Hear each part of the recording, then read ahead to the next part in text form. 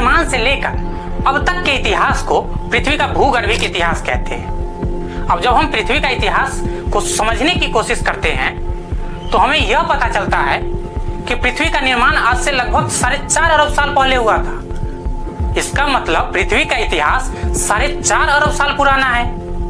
अब इतने लंबे समय को पढ़ने के लिए, इतने लंबे इतिहास को समझने के लिए हम इस लंबे समय को साल, महीनों या दिनों में तो नहीं माप सकते।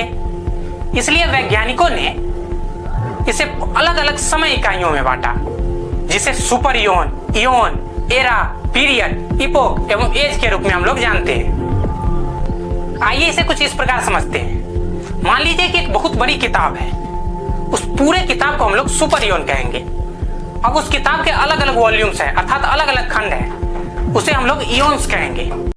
एवं उस किताब के अंदर जो चैप्टर्स होंगे उसे हम लोग एरा कहेंगे। एवं उस चैप्टर्स के अंदर जो टॉपिक्स होंगे उन्हें हम लोग पीरियड कहेंगे। एवं उन टॉपिक्स के अंदर जो पैराग्राफ्स होंगे उन्हें हम लोग इपोक कहेंगे। एवं उन पैराग्राफ्स के अंदर जो सेंटेंसेज होंगे उन्हें हम लोग एज कहेंगे। अर्थात सबसे बड़ा सुपर इयोन, उससे छोटा इयोन, उससे छोटा एरा, उससे छोटा पीरियड, उससे छोटा इपोक और सबसे छोटा एज। पूरे पृथ्वी के इतिहास में एक ही सुपर इयोन हुआ है जिसका नाम है प्रीकैम्ब्रियन।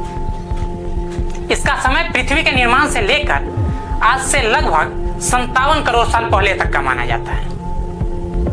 एवं पूरे पृथ्वी के इतिहास में 4 इयोन्स हुए हैं, जिनमें पहला है हेडियन इयोन, दूसरा है आर्कियन इयोन, तीसरा है प्रोटोजोइक इयोन एवं चौथा है फेनोजोइक इयोन। हाँ, वही फेनोजोइक इयोन जिसमें हम सब वर्तमान में रह रहे हैं।